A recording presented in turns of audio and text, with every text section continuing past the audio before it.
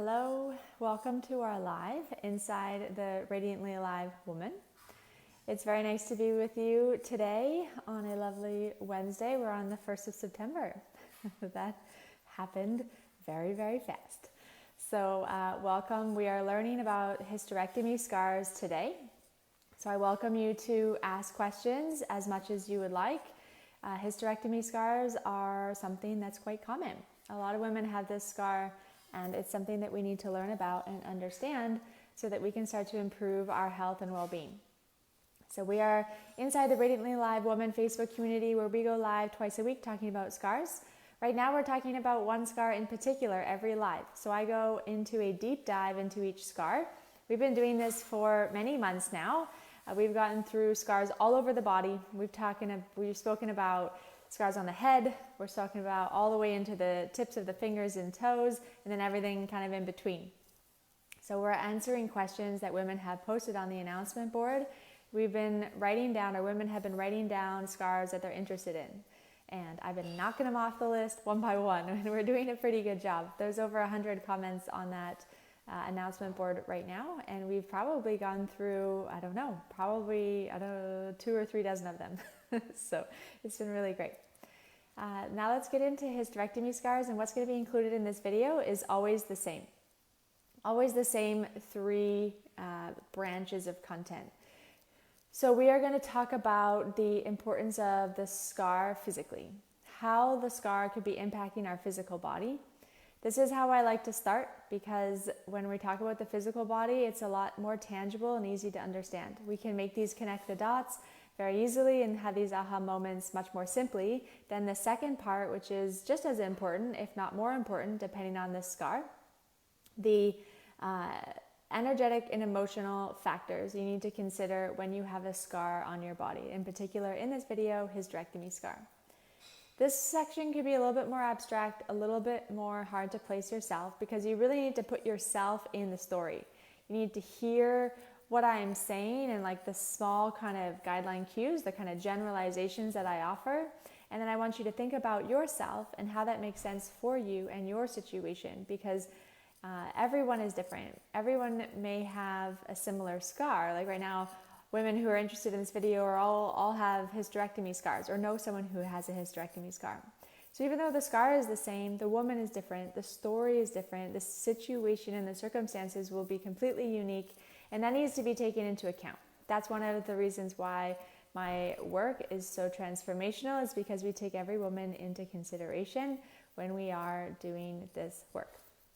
Then the final piece, the third, is the what to do. What to do with any scar in particular, which is what I start off with, but then what to do in particular to the scar that we've just spoken about for X amount of minutes.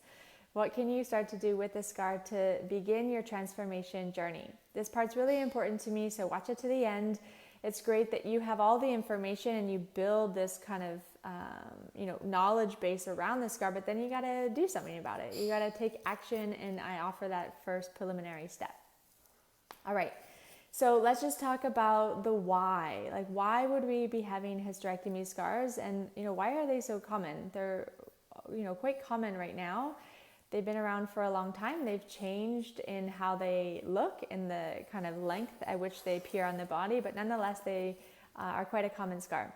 So typical reasons, if you ever just see me looking over, I always make sure I have notes, so I touch on all the important parts. I try to get as much info into these videos as I can. So the most common one that you'll hear about, especially right now, is endometriosis. If you have endometriosis, a lot of the best kind of process forward to healing the endometriosis is to just take the organ out, just take everything out, take the entire reproductive system out. Whether that's good or bad, I'm in the camp of it not being the best decision, but I do recognize that sometimes when things have gone so wrong for so many years and there's such a degree of pain and confusion and just overwhelm, that is the best possible option. But ideally, that is not the way that we go. However, I totally empathize and understand for why we do choose that path, or why we get pointed in that direction. So there could be stuff like, cancers, prolapses, like uterine prolapses, any type of pelvic pain and inflammation, stuff going on in our cycle that's been long-standing, like heavy bleeds, irregular cycles, all of these things, including complications from birth and just hormone challenges, then they'll take the reproductive system out. Hysterectomy is varying degrees. Sometimes they'll take everything out. Sometimes they'll just take the parts that they're interested in removing. So they'll leave, for example, the ovaries and the cervix, and they will just take the uterus out, or they will take all of it out and it's a full hysterectomy. The scarring on the outside will look the same. The incision is the same, but the challenges will be different, because if you still have your ovaries in your cervix, for example, you still could be you're still producing hormones, and you also still have your cervical mucus, your daily vaginal mucus patterns that are showing. So if you have partial or full, please just think about how this video relates to you, and place yourself in this information, because I'll give as much general as I can, but there's flavors and textures of all the different hysterectomies that have happened over the decades. Of course, they're always advancing how they do the surgeries and choosing, do I really need to take everything out, or can I leave some pieces of the reproductive system in, and so on and so forth. So that's the why. Those are the kinds. Now let's just jump into the physical considerations. There is so much physical and energetic and emotional considerations that we need to think about. Hysterectomies are a big deal. Hysterectomies are a big deal. And I'm going to touch on as many of the major things I want you to think about in your own body. So as I go through these, I want you to start ticking off the list. Like, does that make sense to me? Do I feel that? It doesn't necessarily need to be that you feel it in a massive, huge way. You could feel it in a small way.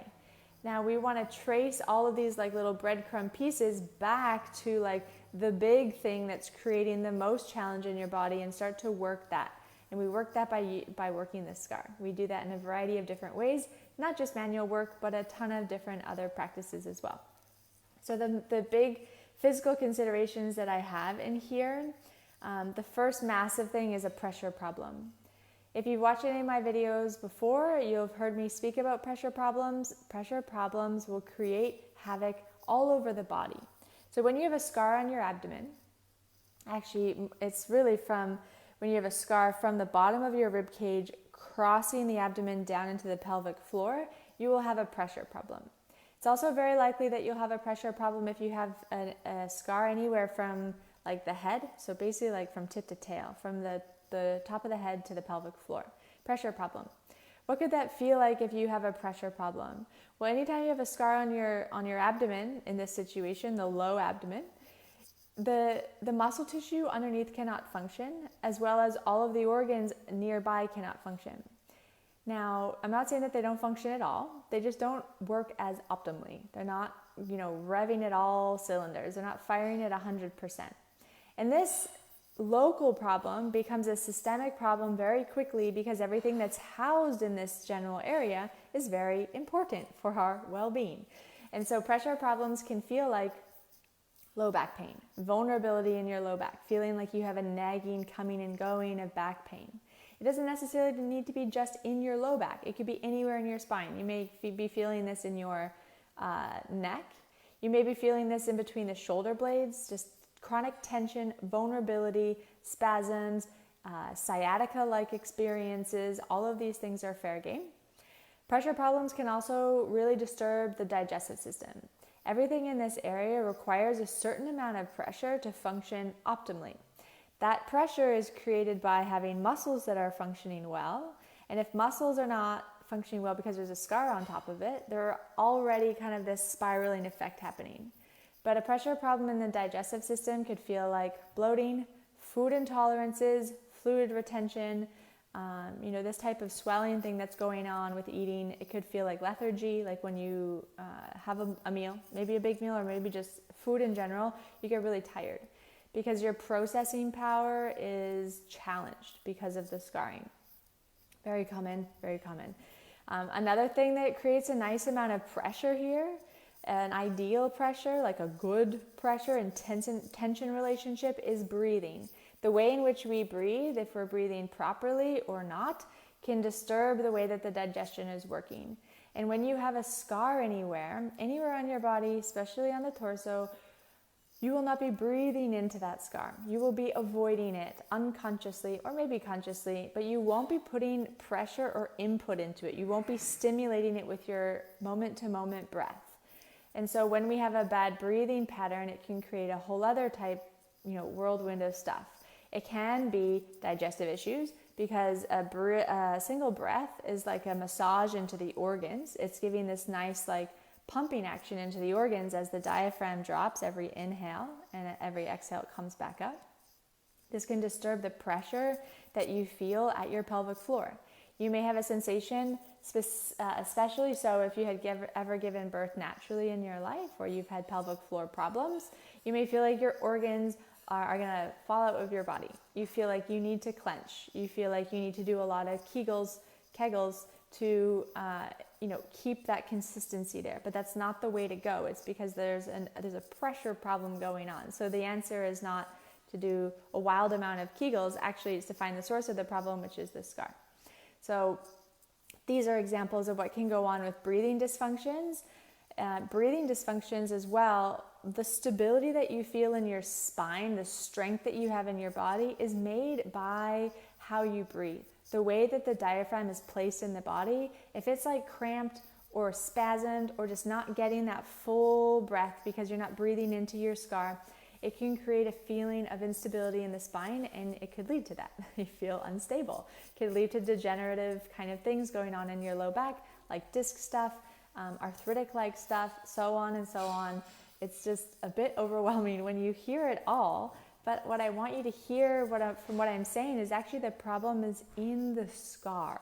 By working the scar, you're not having to deal with dozens and dozens of these external symptoms. You deal with one thing, and then all of those things start to quiet down. Not only do they quiet down, but they start to resolve.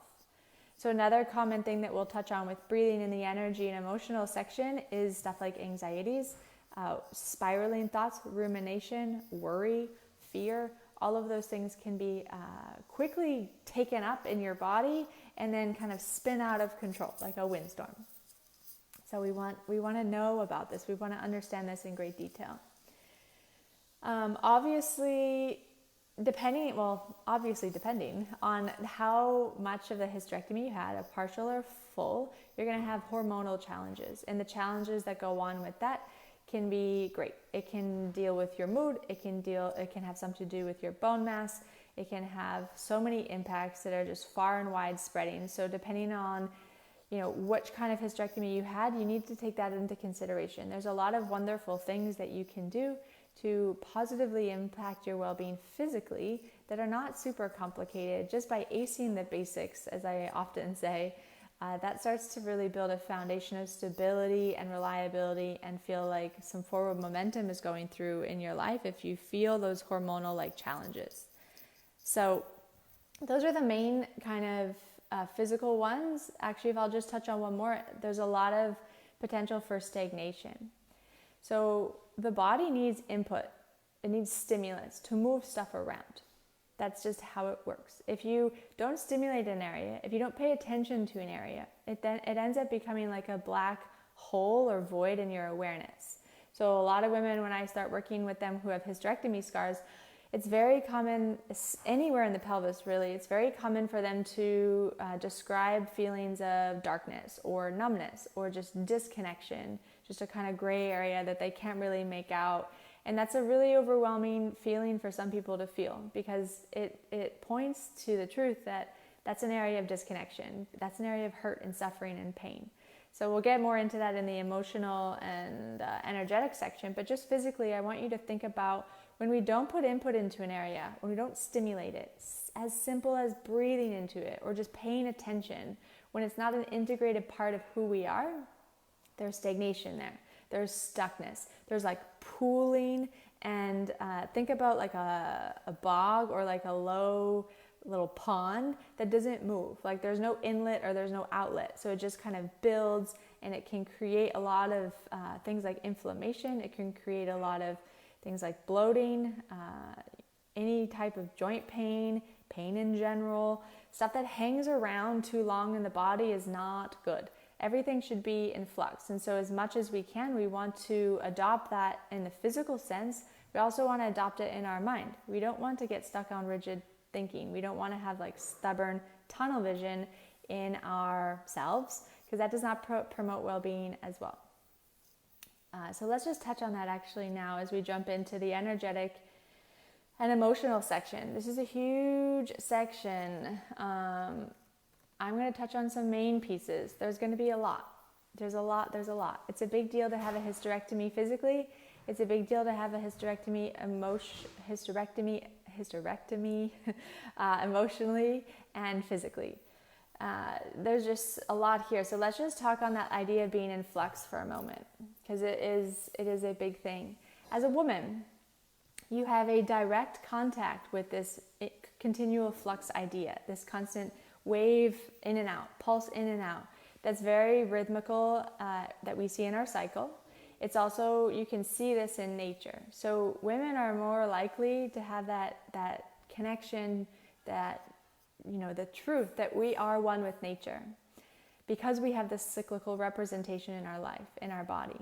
It's not just our cycle, it's not just our monthly period that is doing this. Actually, there's so much stuff.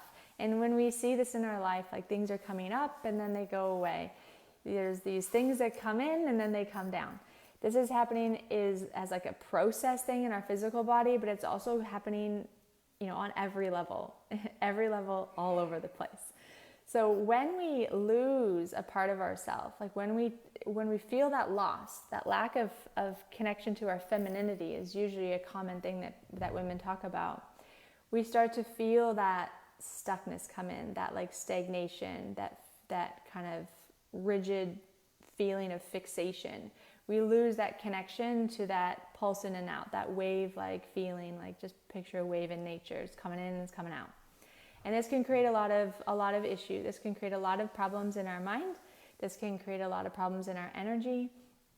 But wherever we have stuff that's not moving, like long-standing stuff that's not moving, it's just hanging around, it creates challenges. So that loss of connection to nature is huge. It creates a big overwhelm, and you feel that rigidity come kind of like a veil over your mind. So you could feel like you are reactive. You could feel very short or single note, like you have tunnel vision. You may feel like you're stubborn or rigid around things, have trouble letting go or relaxing into things, seeing other versions, possibilities, other opportunities. It could feel very enclosing and kind of like crusty.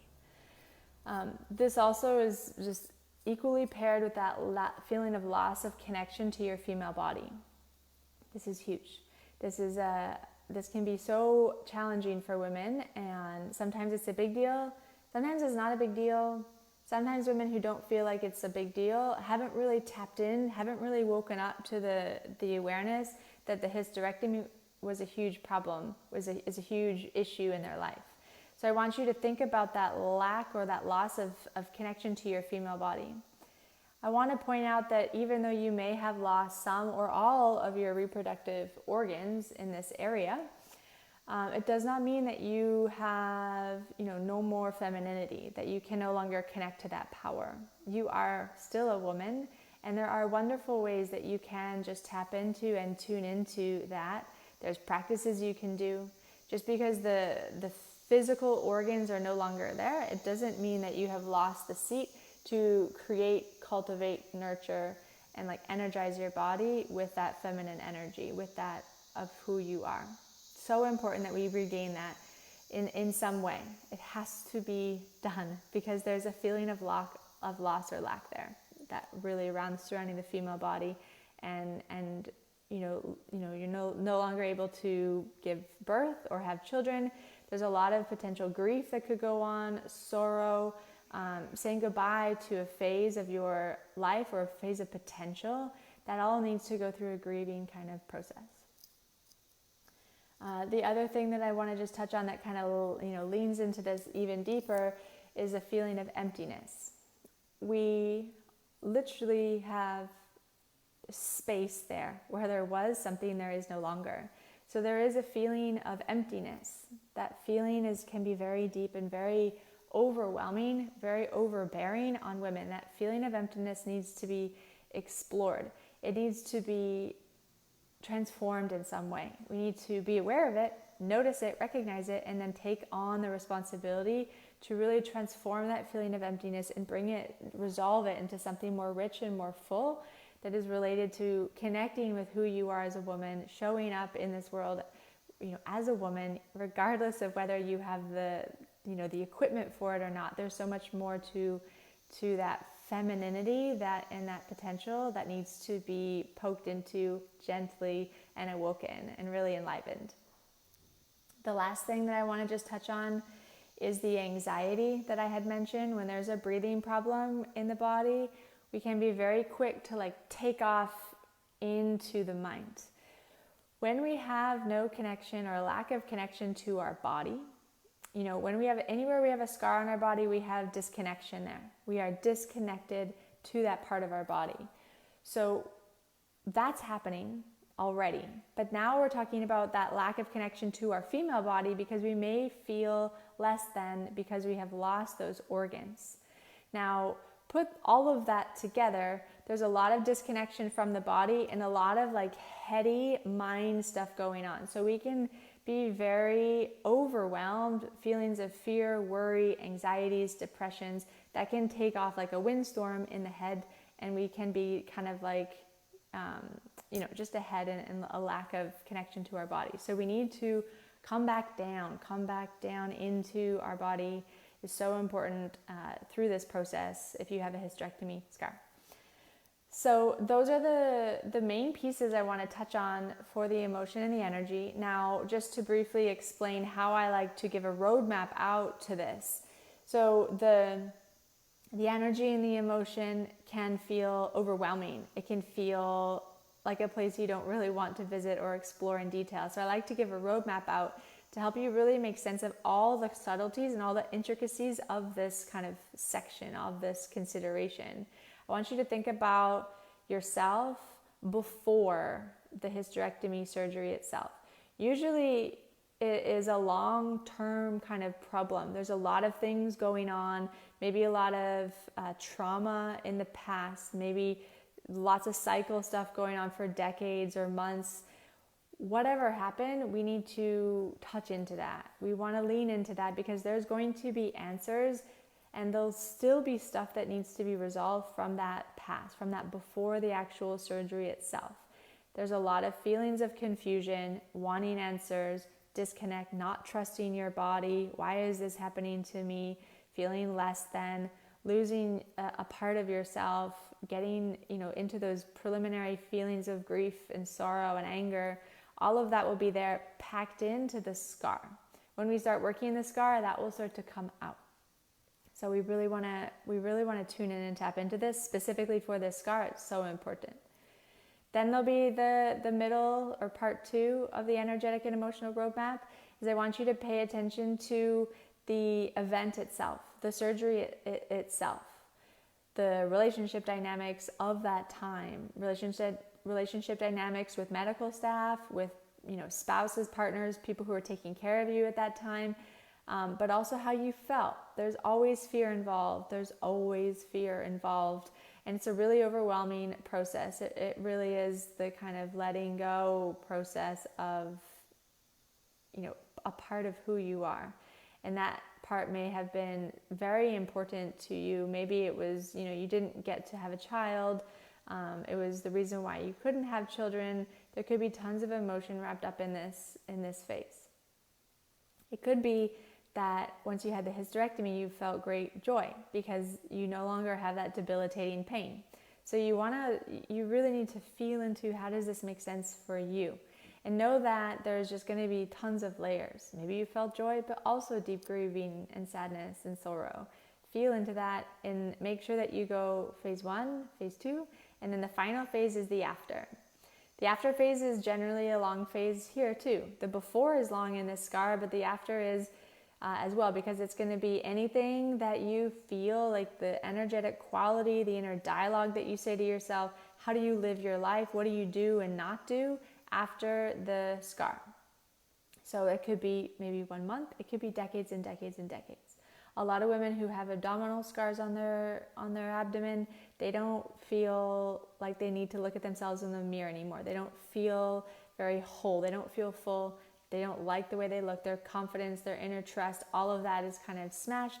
It's happening in a really subtle way. Like, okay, I just don't look at myself in the mirror anymore. Big deal.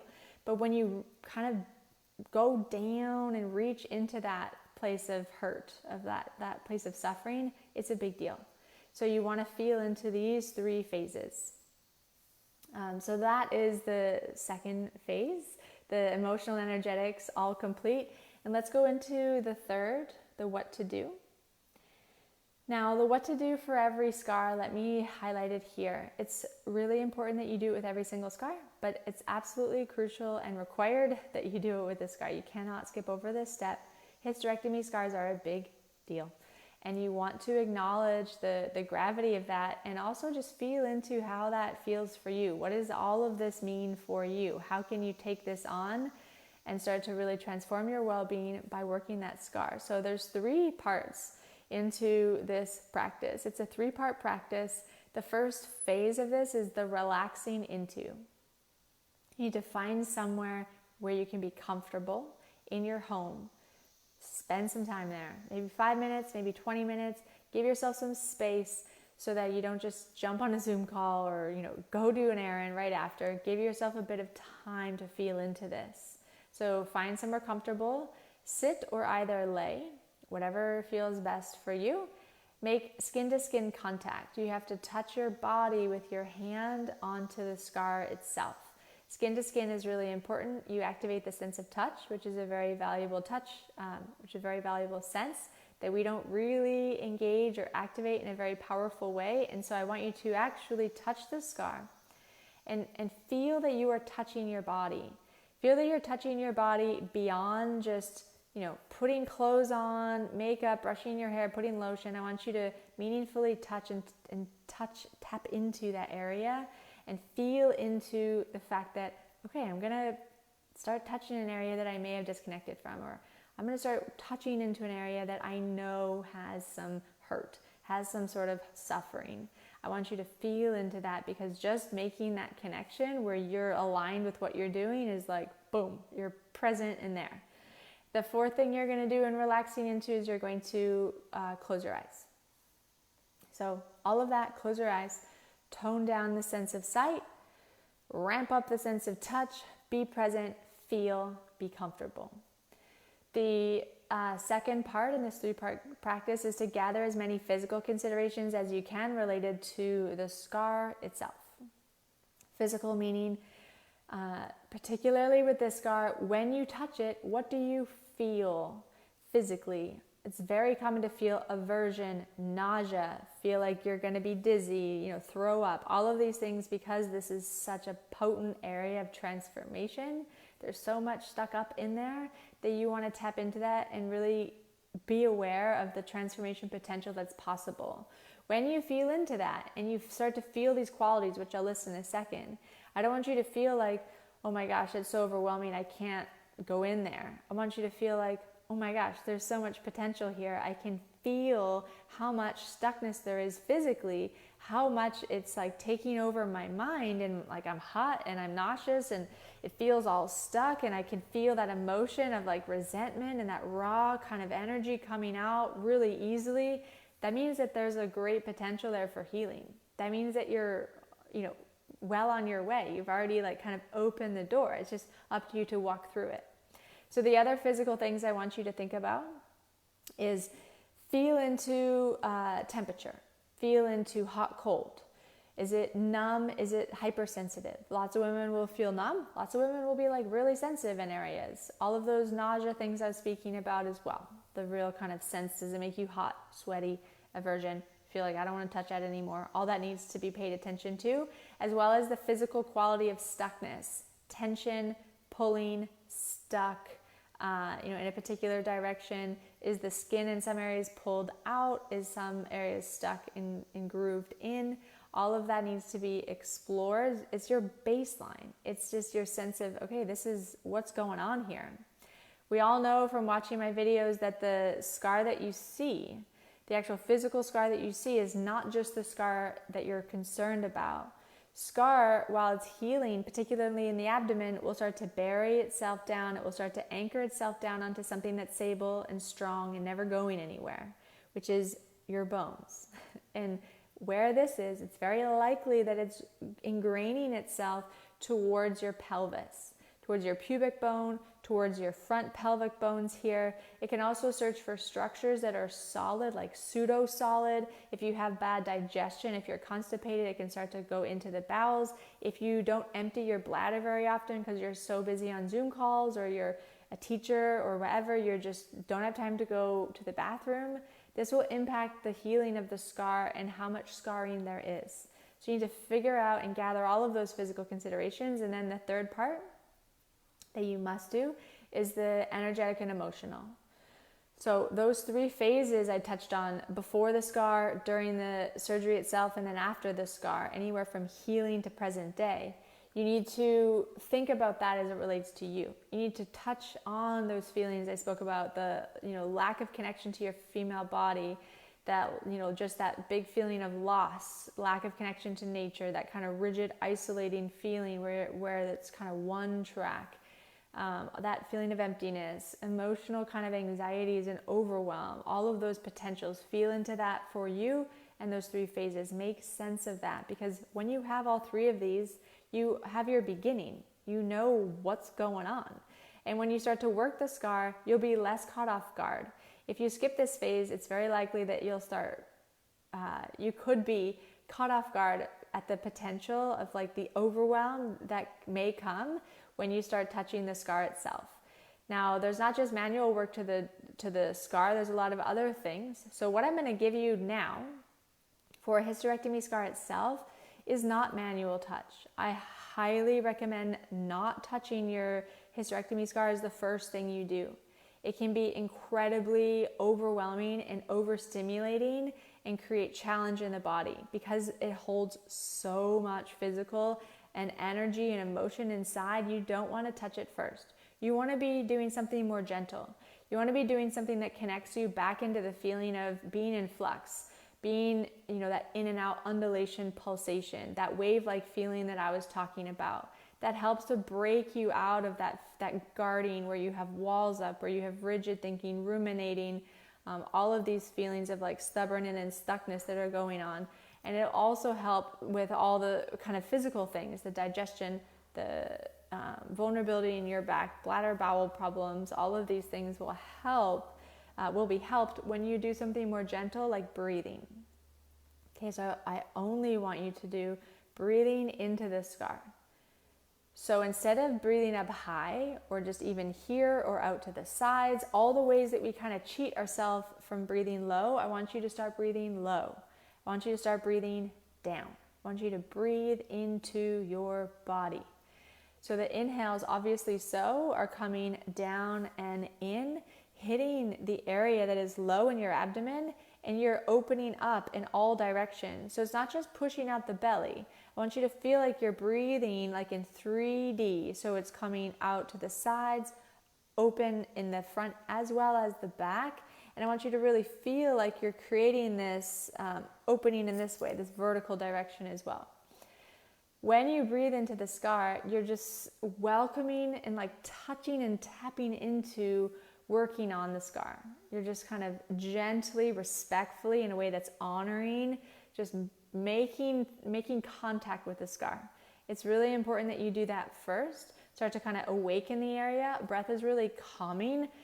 Breath is very reliable, steady. It helps you to feel like you're in control, like you're doing it in a mindful and gentle way.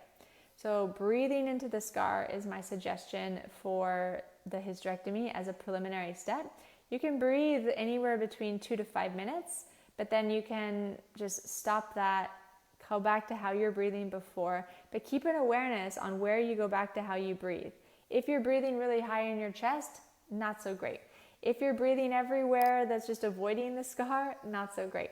You want to learn how to breathe into your abdomen for the health of your digestion, for the health of your muscles, your anatomy, your physiology, as well as just the health of bringing all the stuck emotion out, bringing all that to start to be worked on and start to be resolved. So that's what I want to offer today for hysterectomy scars. If you have any questions about this video, please let me know. You're very welcome to ask questions, type it in. You're welcome to send me a message. There's so much potential with hysterectomies, and with that, you need to be moving through the work in a respectful way. So please try this out. Let me know how it feels. If you have any questions, I am here for you always. And thank you so much for joining me live. Bye.